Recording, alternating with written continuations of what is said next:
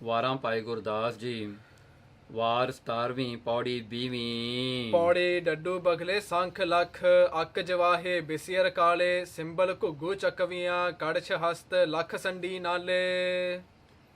ਵਾਹਿਗੁਰੂ ਜੀ ਕਾ ਖਾਲਸਾ ਵਾਹਿਗੁਰੂ ਜੀ ਕੀ ਫਤਿਹ।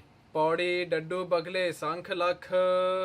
ਭਾਈ ਗੁਰਦਾਸ ਜੀ, ਇਸ 20ਵੀਂ ਪੌੜੀ ਦੇ ਵਿੱਚ ਜਿੰਨੇ ਵੀ ਹੁਣ ਤੱਕ 17ਵੀਂ ਵਾਰ ਦੇ ਵਿੱਚ ਮਨਮੁਖਾਂ ਦੀਆਂ ਹਾਲਾਤਾਂ ਦੱਸਣ ਵਾਸਤੇ ਭਾਈ ਗੁਰਦਾਸ ਨੇ ਜਿਹੜੇ ਐਗਜ਼ਾਮਪਲ ਦ੍ਰਿਸ਼ਟਾਂਤ ਲਏ ਹਨ, ਕਿਉਂਕਿ ਜਿਹੜੇ ਇਹ ਜਾਨਵਰ ਹੁੰਦੇ ਨੇ ਜਾਂ ਜਿਹੜੇ ਵੈਜੀਟੇਸ਼ਨ ਪਲਾਂਟਸ ਹੁੰਦੇ ਨੇ ਜਾਂ ਇਹ ਕੁਦਰਤ ਵਿੱਚ ਜਿੰਨੇ ਵੀ ਜਿਹੜੇ ਹਨ ਪੈਦਾਇਸ਼ ਹੋਏ ਹਨ, ਜਿਵੇਂ ਅੰਡਰਜ, ਜੇਰਜ, ਸੇਤਜ, ਉਤਪੁਜ, ਇਹ 4 ਖਾਣੀਆਂ ਦੇ ਵਿੱਚ ਜਿੰਨਾ ਵੀ ਕੁਝ ਪਰਮਾਤਮਾ ਨੇ ਪੈਦਾ ਕੀਤਾ ਹੈ, ਇਹ ਸਾਰਿਆਂ ਦਾ ਇੱਕ ਇੱਕ ਕੈਰੈਕਟਰ ਜਿਹੜਾ ਹੁੰਦਾ ਹੈ। ਹਰ ਇੱਕ ਚੀਜ਼ ਦਾ ਇੱਕ ਕੈਰੈਕਟਰ ਹੈ। ਉਹ ਕੈਰੈਕਟਰ ਜਿਹੜਾ ਹੈ ਅੱਗੇ ਭਾਈ ਗੁਰਦਾਸ ਨੇ ਉਹ ਕੈਰੈਕਟਰ ਨੂੰ ਲੈ ਕੇ ਮਨੁੱਖ ਦੇ ਕੈਰੈਕਟਰ ਨਾਲ ਜੋੜਿਆ ਹੈ।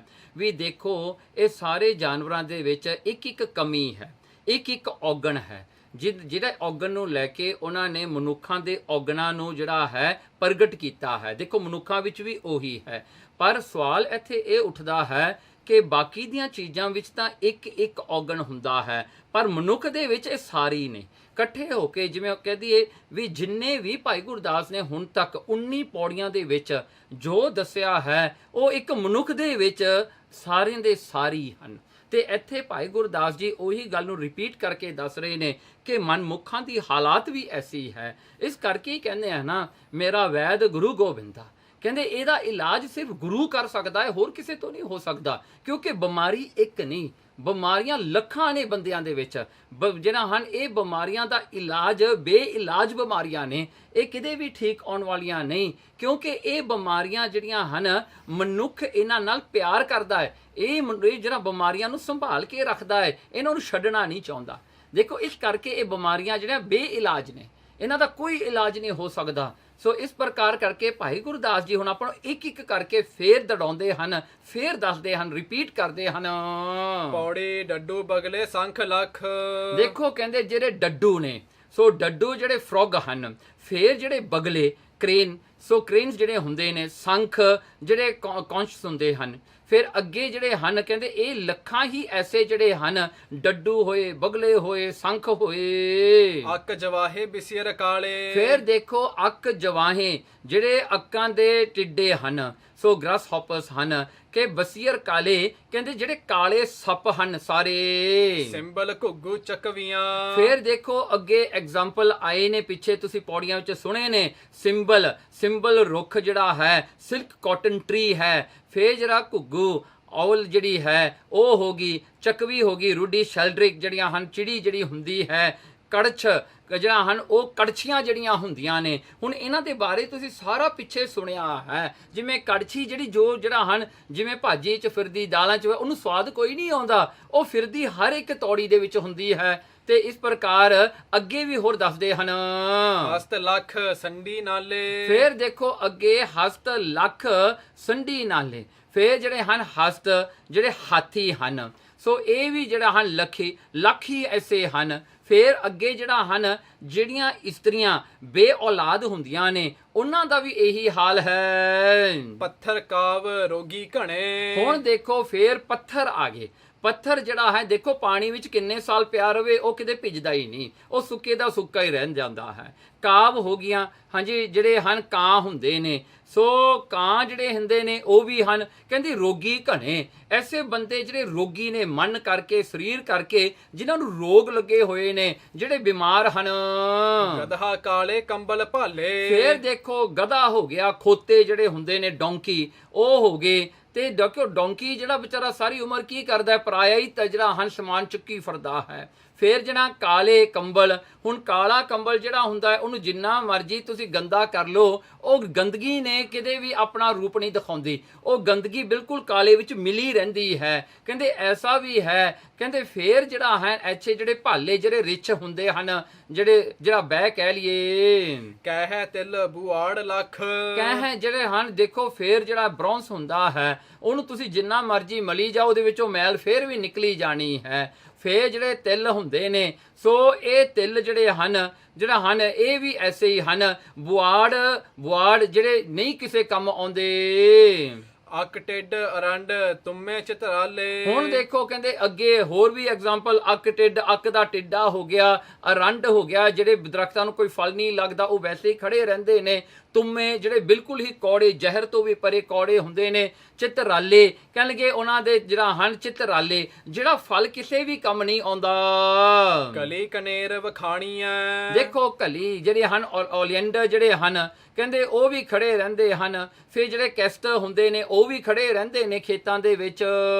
ਸਭ ਅਵਗਣ ਮੈਂ ਤਨ ਭੀਹਾਲੇ। ਦੇਖੋ ਕਹਿੰਦੇ ਸਾਰੇ ਔਗਣ ਜਿਹੜੇ ਹਨ, ਜਿੰਨੇ ਵੀ ਇੱਥੇ ਸਾਰਿਆਂ ਦੀ ਗਿਣਤੀ ਕਰਕੇ ਦੱਸੀ ਹੈ, ਜਿਹੜੀ ਇਹ ਸਾਰੀ ਵਾਰ ਵਿੱਚ ਆਇਆ ਹੈ, ਕਹਿੰਦੇ ਸਭ ਔਗਣ ਮੈਂ ਤਨ ਭੀਹਾਲੇ। ਕਹਿੰਦੇ ਇਹ ਸਾਰੀ ਔਗਣ ਜਿਹੜੇ ਹਨ, ਕਹਿੰਦੇ ਇਹ ਸਾਰਿਆਂ ਦੇ ਸਾਰੇ ਔਗਣ ਜਿਹੜੇ ਮੇਰੇ ਸਰੀਰ ਵਿੱਚ ਹਨ।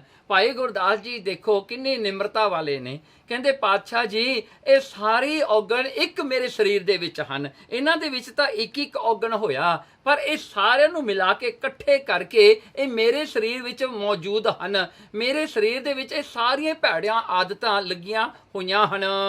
ਸਾਧ ਸੰਗਤ ਗੁਰ ਸ਼ਬਦ ਸੁਣ। ਸਾਧ ਸੰਗਤ ਵਿੱਚ ਜਾ ਕੇ ਗੁਰੂ ਦਾ ਸ਼ਬਦ ਦਾ ਵਿਚਾਰ ਸੁਣ ਕੇ ਗੁਰ ਉਪਦੇਸ਼ ਨਾ ਹਿਰਦੇ ਸੰਭਾਲੇ। ਦੇਖੋ ਕਿਉਂ ਮੇਰੇ ਵਿੱਚ ਹਨ, ਭਾਈ ਗੁਰਦਾਸ ਜੀ ਰੀਜ਼ਨ ਦੱਸਦੇ ਨੇ। ਮੈਂ ਸੁਣਿਆ ਵੀ ਹਾਂ ਸ਼ਬਦ, ਮੈਂ ਸੰਗਤ ਵੀ ਕੀਤੀ, ਪਰ ਕਹਿੰਦੇ ਗੁਰੂ ਉਪਦੇਸ਼ ਨਾ ਹਿਰਦੇ ਸੰਭਾਲੇ। ਮੈਂ ਗੁਰੂ ਦਾ ਉਪਦੇਸ਼ ਆਪਣੇ ਹਿਰਦੇ 'ਚ ਨਹੀਂ ਸੰਭਾਲਿਆ, ਮੈਂ ਸੁਣ ਕੇ ਛੱਡ ਦਿੱਤਾ, ਇੱਕ ਕੰਨ 'ਚ ਪਾਇਆ ਦੂਜੇ ਵਿੱਚ ਕੱਢ ਦਿੱਤਾ। ਕਹਿੰਦੇ ਮੈਂ ਉਹਨੂੰ ਆਪਣਾ ਜਿਹੜਾ ਹਨ ਇੱਕ ਕੀਮਤੀ ਸ਼ਬਦ, ਕੀਮਤੀ ਉਪਦੇਸ਼ ਗੁਰੂ ਦਾ ਸਮਝ ਕੇ ਮੈਂ ਆਪਣੇ ਹਿਰਦੇ 'ਚ ਨਹੀਂ ਵਸਾਇਆ। ਦੇਖੋ ਗੱਲਾਂ ਆਪਾਂ ਬਹੁਤ ਸੁਣਦੇ ਹਾਂ ਇੱਕ ਦਿਨ 'ਚ, ਪਰ ਕਿੰਨੀਆਂ ਕੁ ਆਪਾਂ ਚੇਤੇ ਰੱਖਦੇ ਹਾਂ? ਆਪਾਂ ਉਹਨਾਂ ਨੂੰ ਹੀ ਚੇਤੇ ਰੱਖਦੇ ਹਾਂ ਜਿਹੜੀਆਂ ਆਪਣੀਆਂ ਕੰਮ ਦੀਆਂ ਹੋਣ। ਦੇਖੋ ਸਾਰੀ ਦੁਨੀਆ ਵਿੱਚ ਇਹ ਕਹਾਵਤ ਹੈ, ਜਦੋਂ ਵੀ ਕੋਈ ਬੋਲੀ ਨਵੀਂ ਸੁਣਦਾ ਹੈ, ਉਹ ਬੋਲੀ ਦੀਆਂ ਗਾਲਾਂ ਜਿਹੜੀਆਂ ਹੁੰਦੀਆਂ ਨੇ ਉਹ ਪਹਿਲਾਂ ਸਿੱਖਦੇ ਨੇ ਲੋਕ, ਕਿਉਂਕਿ ਧਿਆਨ ਉਹਨਾਂ ਦਾ ਇੰਟਰਸਟ ਗਾਲਾਂ ਵਿੱਚ ਹੀ ਹੁੰਦਾ ਹੈ। ਕੋਈ ਵੀ ਬੋਲੀ ਕਹਿੰਦੇ ਸਿੱਖਣੀ ਹੋਵੇ ਤਾਂ ਗਾਲਾਂ ਸਿੱਖ ਲਓ ਉਹਦੀਆਂ, ਤਾਂ ਬੋਲੀ ਬੜੀ ਸੌਖੀ ਹੋ ਜਾਏਗੀ। ਦੇਖੋ ਇਹ ਆਮ ਕਹਾਵਤ ਹੈ, ਪਰ ਹੁੰਦਾ ਵੀ ਇਹੀ ਹੈ। ਆਪਾਂ ਜਿਹੜੀਆਂ ਹਨ ਜੋ ਵੀ ਆਪਾਂ ਸਿੱਖਦੇ ਹਾਂ, ਆਪਾਂ ਔਗਣ ਬਹੁਤ ਛੇਤੀ ਸਿੱਖ ਲੈਂਦੇ ਹਾਂ। ਸਿਖਾਉਣੀ ਦੀ ਲੋੜ ਨਹੀਂ ਪੈਂਦੀ, ਪੜ੍ਹਨ ਦੀ ਲੋੜ ਨਹੀਂ ਪੈਂਦੀ। ਔਗਣ ਸਿੱਖਣ ਵਾਸਤੇ ਸਕੂਲ ਨਹੀਂ ਜਾਣਾ ਪੈਂਦਾ, ਕੋਈ ਗੁਰੂ ਨੇ ਧਾਰਨ ਕਰਨਾ ਪੈਂਦਾ, ਕੁਛ ਨਹੀਂ। ਬੰਦਾ ਆਪਣੇ ਆਪੇ ਸਾਰੇ ਔਗਣ ਸਿੱਖ ਲੈਂਦਾ ਹੈ। ਪਰ ਜਿਹਨੂੰ ਗਿਆਨ ਪੜਾਉਣਾ ਹੋਵੇ ਉਹਨੂੰ ਤਾਂ ਗੁਰੂ ਦੀ ਲੋੜ ਪੈਂਦੀ, ਉਹਦੇ ਹਾੜੇ ਕੱਢਣੇ ਪੈਂਦੇ ਹਨ, ਮਾਪਿਆਂ ਨੂੰ ਉਹਨੂੰ ਮਨਾ ਕੇ ਸਕੂਲ ਭੇਜਣਾ ਪੈਂਦਾ ਹੈ। ਕਹਿੰਦੇ ਇਸੇ ਹੀ ਤਰ੍ਹਾਂ ਕਹਿੰਦੇ ਦੇਖੋ ਨਾ, ਗੁਰੂ ਦਾ ਸ਼ਬਦ ਸੁਣ ਲਿਆ, ਪਰ ਗੁਰੂ ਦੇ ਸ਼ਬਦ ਦੀ ਕੀਮਤ ਨਹੀਂ ਜਾਣੀ, ਇਸ ਕਰਕੇ ਹਿਰਦੇ ਵਿੱਚ ਨਹੀਂ ਵਸਾਇਆ। ਜੇ ਹਿਰਦੇ ਵਿੱਚ ਵਸਾਇਆ ਹੁੰਦਾ ਤਾਂ ਇਹ ਸਾਰੀ ਔਗਣ ਦੂਰ ਹੋ ਜਾਂਦੇ। ਧ੍ਰਿਗ ਜੀਵਨ ਬੇਮੁਖ ਬੇਤਾਲੇ। ਇਸ ਕਰਕੇ ਕਹਿੰਦੇ ਮੇਰਾ ਜੀਵਨ ਜਿਹੜਾ ਧ੍ਰਿਗ ਹੋ ਗਿਆ, ਮੈਂ ਗੁਰੂ ਦਾ ਸ਼ਬਦ ਹਿਰਦੇ ਵਿੱਚ ਨਾ ਵਸਾਇਆ ਤੇ ਔਗਣਾਂ ਨਾਲ ਮੈਂ ਪ੍ਰੇਮ ਕੀਤਾ। ਮੈਨੂੰ ਔਗਣ ਚੰਗੇ ਲੱਗਦੇ ਨੇ, ਮੈਨੂੰ ਗੁਰੂ ਦਾ ਸ਼ਬਦ ਅੱਜ ਫਿੱਕਾ ਲੱਗਦਾ ਹੈ। ਮੈਨੂੰ ਨਿੰਦਿਆ ਮਿੱਠੀ ਲੱਗਦੀ ਹੈ, ਮੈਨੂੰ ਨਿੰਦਿਆ ਸੁਣਨੀ ਬਹੁਤ ਚੰਗੀ ਲੱਗਦੀ ਹੈ, ਪਰ ਗੁਰੂ ਦਾ ਸ਼ਬਦ ਸੁਣਨਾ ਇਹ ਬੋਰਿੰਗ ਹੈ, ਮੈਨੂੰ ਨਹੀਂ ਸੁਣਿਆ ਜਾਂਦਾ। ਕਹਿੰਦੇ ਬੇਮੁਖ ਬੇਤਾਲੇ, ਇਸ ਕਰਕੇ ਬੇਮੁਖ ਹਾਂ, ਕਹਿੰਦਾ ਬੇਤਾਲੇ, ਬੇਤਾਲ, ਜਿਹੜੇ ਜੀਵਨ ਵਿੱਚ ਕੋਈ ਤਾਲ ਨਾ ਹੋਵੇ, ਕੋਈ ਜਿਹੜਾ ਹਨ ਕੋਈ ਉਸਦੇ ਵਿੱਚ ਜਾਂ ਏਮ ਨਾ ਹੋਵੇ। The life that doesn't have an aim, ਕਹਿੰਦਾ ਉਹਦਾ ਏਮ ਹੀ ਕੋਈ ਨਾ ਹੋਵੇ। ਬੰਦਾ ਵਾਧੂ ਤੁਰਿਆ ਫਿਰੇ, ਇਹ ਨਾ ਪਤਾ ਲੱਗੇ ਕਿ ਮੈਂ ਜਿਉਂਦਾ ਕਿਸ ਵਾਸਤੇ ਹਾਂ, ਮੈਂ ਜੀਵਨ ਵਿੱਚ ਕੀ ਪ੍ਰਾਪਤ ਕਰਨਾ ਹੈ, what I have to earn in life, ਉਹ ਵੀ ਨਹੀਂ ਪਤਾ। ਮੈਨੂੰ ਨਹੀਂ ਪਤਾ ਮੈਂ ਕੀ ਕਰ ਰਿਹਾ ਹਾਂ, ਬਸ ਭੀੜ ਚਾਲ ਦੇ ਵਿੱਚ ਤੁਰਿਆ ਫਿਰਦਾ ਹਾਂ। ਇਸ ਕਰਕੇ ਕਹਿੰਦੇ ਧ੍ਰਿਗ ਜੀਵਨ ਹੈ ਉਹ, ਜਿਹਦੇ ਵਿੱਚ ਗੁਰੂ ਦਾ ਸ਼ਬਦ ਨਾ ਕਮਾਇਆ, ਗੁਰੂ ਦਾ ਸ਼ਬਦ ਹਿਰਦੇ ਵਿੱਚ ਨਾ ਵਸਾਇਆ, ਜਿਹਦੇ ਕਰਕੇ ਸਾਰਾ ਜੀਵਨ ਅਜਾਈ ਚਲਿਆ ਜਾਂਦਾ ਹੈ, ਵੇਸਟ ਹੋ ਜਾਂਦਾ ਹੈ। ਤੇ ਜਿੱਥੇ ਆਪਾਂ ਪੁੰਨ ਖੱਟ ਕੇ, ਜਿੱਥੇ ਆਪਾਂ ਕਮਾਈ ਕਰਕੇ, ਜਿੱਥੇ ਆਪਣੀ ਹਉਮੈ ਛੱਡਣੀ ਸੀ, ਇਹਨੂੰ ਹੋਰ ਵਧਾ ਲੈਂਦੇ ਹਾਂ, ਵਧਾ ਕੇ ਹੋਰ ਨਰਕਾਂ ਦੇ ਭਾਗੀ ਬਣਦੇ ਹਾਂ। ਭਾਈ ਗੁਰਦਾਸ ਜੀ ਨੇ ਇੱਥੇ ਜਿਹੜਾ ਸ਼ਬਦ ਵਰਤੇ ਹਨ, ਕਲੀ ਘਨੇਰ ਵਖਾਣੀ ਹੈ, ਸਭ ਅਵਗਣ ਮੈਂ ਤਨ ਪਿਹਾਲੇ, ਇਹਦਾ ਦੂਜਾ ਅਰਥ ਇਹ ਬਣਦਾ ਹੈ ਸਭ ਅਵਗਣ ਮੈਂ। ਕਹਿੰਦੇ ਇਹ ਮੈਂ ਸ਼ਬਦ ਹਉਮੈ ਕਰਕੇ ਹੈ। ਕਹਿੰਦੇ ਹੇ ਇਨਸਾਨ, ਜਦੋਂ ਤੱਕ ਤੇਰੇ ਵਿੱਚ ਹਉਮੈ ਹੈ, ਹੰਕਾਰ ਹੈ, ਤੂੰ ਤੇਰੇ ਵਿੱਚ ਆਈਨਸ ਹੈ ਵੀ ਮੈਂ ਹਾਂ, ਸੈਲਫ ਤੇਰੇ ਵਿੱਚ ਬਹੁਤ ਜ਼ਿਆਦਾ ਹੈ, ਤੂੰ ਸੋਚਦਾ ਹਾਂ ਕਿ ਮੈਂ ਕੁਝ ਹੋਰ ਹਾਂ, ਰੱਬ ਕੁਝ ਹੋਰ ਹੈ, ਤਾਂ ਇਹਦੇ ਕਰਕੇ ਤੇਰੇ ਵਿੱਚ ਕੀ ਹੁੰਦਾ, ਕਹਿੰਦੇ ਧਨ ਪਿਹਾਲੇ ਧਨ ਦਾ ਇਹ ਸਰੀਰ ਦਾ ਬੁਰਾ ਹਾਲ ਹੁੰਦਾ ਹੈ। ਫਿਰ ਸਾਧ ਸੰਗਤ ਗੁਰ ਸ਼ਬਦ ਸੁਣ, ਕਹਿੰਦੇ ਭਾਵੇਂ ਤੈਨੂੰ ਗੁਰੂ ਮਹਾਰਾਜ ਨੇ ਕਿਰਪਾ ਕਰਕੇ ਆਪਣੀ ਸੰਗਤ ਵਿੱਚ ਵੀ ਪ੍ਰੇਰ ਕੇ ਲਿਆਂਦਾ, ਕੋਈ ਬਹਾਨਾ ਬਣਾਇਆ ਕਿ ਤੂੰ ਗੁਰਦੁਆਰੇ ਆਵੇਂ, ਤੇ ਫਿਰ ਤੈਨੂੰ ਸ਼ਬਦ ਵੀ ਸੁਣਾਇਆ, ਤੈਨੂੰ ਵਿਆਖਿਆ ਵੀ ਸੁਣਾਈ, ਕੀਰਤਨ ਸੁਣਾਇਆ, ਕਹਿੰਦੇ ਗੁਰੂ ਉਪਦੇਸ਼ ਨਾਲ ਹਿਰਦੇ ਸੰਭਾਲੇ, ਤੂੰ ਫਿਰ ਵੀ ਇੰਨਾ ਨਿਕੰਮਾ ਰਿਹਾ ਤੇ ਗੁਰੂ ਦਾ ਦਿੱਤਾ ਹੋਇਆ ਸ਼ਬਦ ਵੀ ਤੂੰ ਆਪਣੇ ਹਿਰਦੇ ਵਿੱਚ ਨਾ ਵਸਾਇਆ। ਜਿਵੇਂ ਕਹਿ ਦਈਏ ਨਾ, ਐਗਜ਼ਾਮ ਤੋਂ ਪਹਿਲਾਂ ਕੋਈ ਟੀਚਰ ਕਿਸੇ ਨੂੰ ਜਿਹੜਾ ਟਿਪਸ ਦੇਵੇ ਵੀ ਭਾਈ ਤੇਰੇ ਐਗਜ਼ਾਮ ਪੇਪਰ 'ਚ ਇਹ ਆਉਣਾ ਸਵਾਲ ਤੇ ਇਹਦਾ ਜਵਾਬ ਤਿਆਰ ਕਰ ਲਈ ਤੂੰ, ਕਹਿੰਦੇ ਗੁਰੂ ਮਹਾਰਾਜ ਨੇ ਤੈਨੂੰ ਜਵਾਬ ਵੀ ਦੇ ਦਿੱਤਾ, ਫਿਰ ਵੀ ਤੂੰ ਆਪਣੇ ਹਿਰਦੇ 'ਚ ਨਾ ਵਸਾਇਆ। ਇਸ ਕਰਕੇ ਤ੍ਰਿਗ ਜੀਵਨ ਤੇਰਾ ਤ੍ਰਿਗ ਜੀਵਨ ਹੋ ਗਿਆ, ਬੇਮੁਖ ਬੇਤਾਲੇ, ਤੂੰ ਬੇਮੁਖ ਹੋ ਕੇ ਬੇਤਾਲ ਹੋ ਕੇ ਤੂੰ ਆਪਣਾ ਜੀਵਨ ਭੂਤਾਂ ਵਰਗਾ ਬਣਾ ਲਿਆ। ਜਿਵੇਂ ਭੂਤ ਭੜਕਦੇ ਫਿਰਦੇ ਨੇ, ਤੇਰਾ ਜੀਵਨ ਵਿੱਚ ਤੂੰ ਵੀ ਭੜਕਦਾ ਫਿਰਦਾ ਰਹੇਗਾ ਤੇ ਤੈਨੂੰ ਕਿਤੇ ਵੀ ਸੁੱਖ ਨਹੀਂ ਮਿਲੇਗਾ। ਭਾਈ ਗੁਰਦਾਸ ਨੇ ਦੇਖੋ ਕਿੰਨੇ ਸਿੰਪਲ ਸ਼ਬਦਾਂ ਦੇ ਵਿੱਚ ਆਪਾਂ ਨੂੰ ਇਹ ਗੱਲ ਦੱਸ ਦਿੱਤੀ। ਦੇਖੋ 84 ਲੱਖ ਜੂਨਾਂ ਦੇ ਵਿੱਚੋਂ ਜਿੰਨੇ ਵੀ ਜਾਨਵਰ ਵੈਜੀਟੇਸ਼ਨਸ ਹਨ, ਜਿੰਨੇ ਪਹਾੜ ਜਿਹੜੇ ਹਨ, ਦਰਖਤ ਹਨ, ਦੇਖੋ ਸਾਰਿਆਂ ਵਿੱਚ ਗੁਣ ਔਗਣ ਹਨ, ਸਾਰਿਆਂ ਵਿੱਚ ਹੀ ਨੇ, ਪਰ ਕਹਿੰਦੇ ਇਨਸਾਨ ਦੇ ਵਿੱਚ ਇਹ ਸਾਰਿਆਂ ਨੂੰ ਇਕੱਠਾ ਕਰਕੇ ਇੱਥੇ ਹੀ ਹੈ। ਇਸ ਜਿਹੜਾ ਹਨ, ਇਸ ਕਰਕੇ ਇਨਸਾਨ ਦੇ ਵਿੱਚ ਪਾਤਸ਼ਾਹ ਨੇ ਸੋਝੀ ਬਖਸ਼ੀ ਹੈ। ਇਸ ਕਰਕੇ ਭਈ ਪ੍ਰਾਪਤ ਮਾਨੁਖ ਦੇ ਹੁਰੀਆ, ਗੋਬਿੰਦ ਮਿਲ ਕੀ ਇਹ ਤੇਰੀ ਬਰੀਆ, ਇਹ ਤੇਰੀ ਵਾਰੀ ਹੈ ਪਰਮੇਸ਼ਰ ਨੂੰ ਮਿਲਣ ਦੀ। ਸਾਧ ਸੰਗਤ